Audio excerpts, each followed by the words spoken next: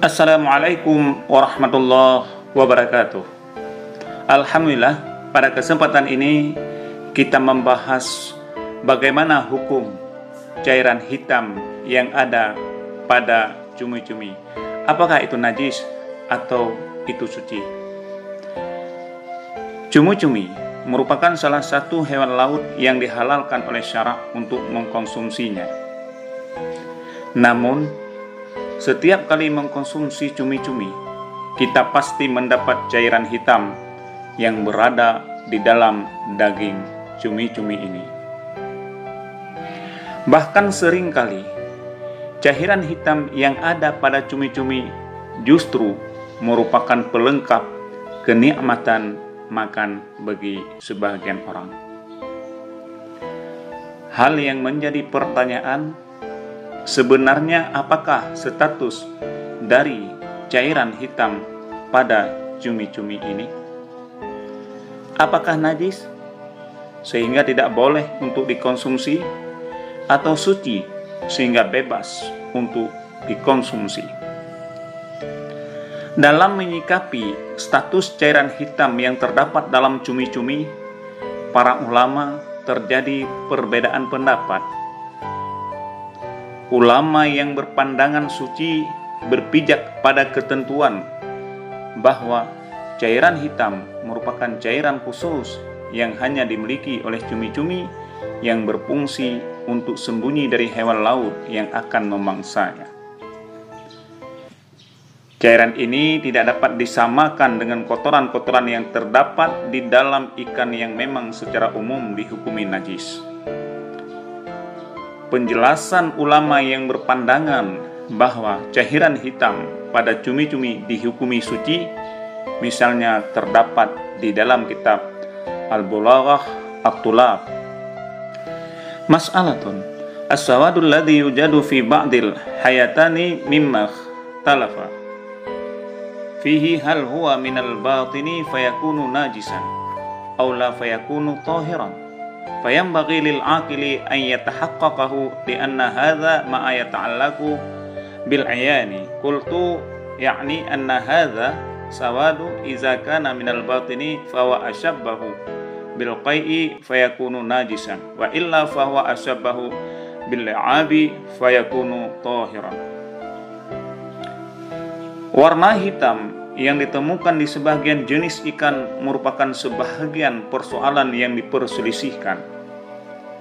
Apakah termasuk kategori cairan yang keluar dari bagian dalam ikan sehingga tergolong najis, atau bukan daripada bagian dalam sehingga dihukumi suci?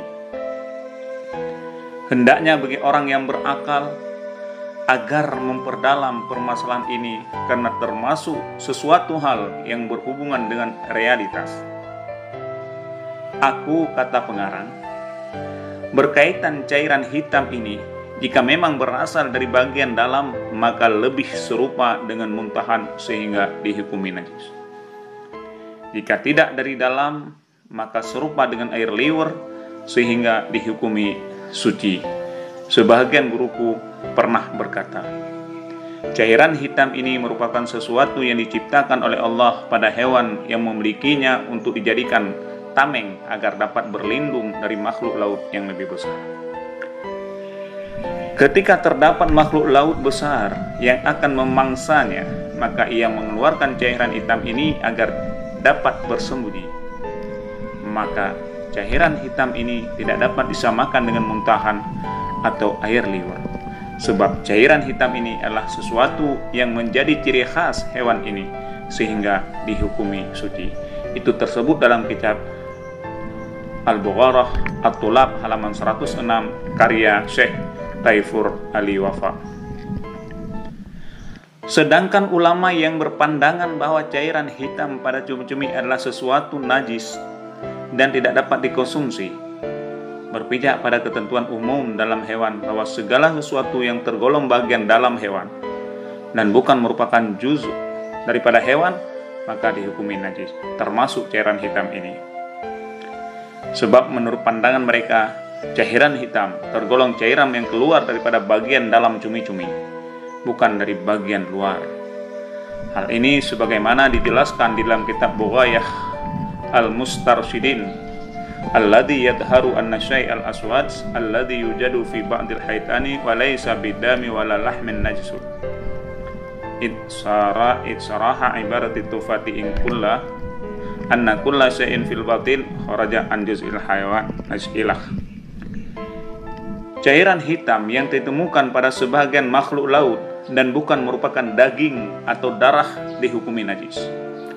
Sebab teks dalam kitab Tuhfah menegaskan bahwa sesungguhnya setiap sesuatu yang berada bagian dalam adalah sesuatu yang bukan termasuk daripada juzu atau organ hewan dan dihukumi najis. Termasuk cairan hitam ini karena alasan yang telah dijelaskan. Sebab cairan hitam ini sejatinya adalah darah atau serupa dengan darah. Syekh Abdurrahman bin Muhammad Al-Ba'lawi dalam kitab Bughayah Al-Mustarsyidin halaman 15. Jika berpijak pada ulama yang berpendapat najis, siapa saja yang ingin mengkonsumsi cumi-cumi wajib baginya untuk membersihkannya cumi-cumi dari cairan hitam ini, sekiranya daging dapat menjadi bersih. Selain itu wajib baginya untuk menyucikan tangan atau anggota tubuh lainnya yang terkena cairan hitam ini. Jika berpegangan pada pendapat bahwa cairan hitam itu suci, maka boleh bagi seseorang untuk menikmati cumi-cumi lengkap dengan cairan hitamnya. Dengan demikian, dapat disimpulkan bahwa dalam menyikapi najis tidaknya cairan hitam pada cumi-cumi, para ulama berbeda pendapat antara yang menghukumi suci dan najis. Kedua pendapat tersebut sama-sama dapat digunakan oleh masyarakat secara umum. Wallahu a'lam.